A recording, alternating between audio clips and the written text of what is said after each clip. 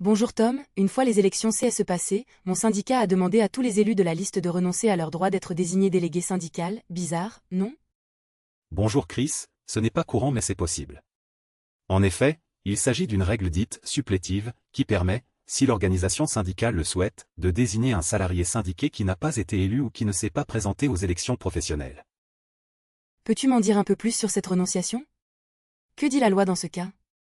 Oui bien sûr. L'article L. 2143-3 du Code du travail prévoit que ton organisation syndicale, dès lors qu'elle est représentative dans l'entreprise et a donc franchi le seuil des 10% au premier tour, peut désigner une personne non élue parmi les autres candidats, ou, à défaut, parmi ses adhérents au sein de l'entreprise.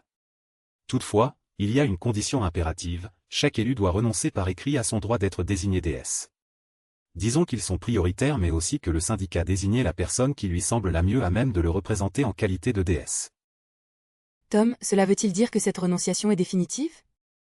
Non, Chris, la Cour de cassation a statué que cette renonciation vaut pour l'ensemble du cycle électoral sauf pour le salarié et le syndicat a en décidé autrement, cassation sociale du 4 novembre 2020, numéro 19 à 60187. Alors cette décision de la Cour de cassation soulève une autre question Tom. Si tous nos élus renoncent à leurs droits pour le même cycle électoral, comment pourrions-nous désigner un DS parmi eux si celui qui a le mandat quitte l'entreprise au cours de ce cycle et doit être remplacé? Bravo Chris.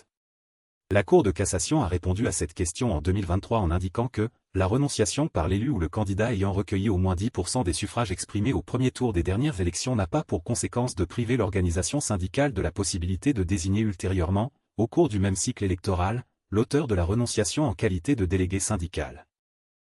Il est donc possible de revenir sur sa décision, y compris pendant ce même cycle? C'est tout à fait cela.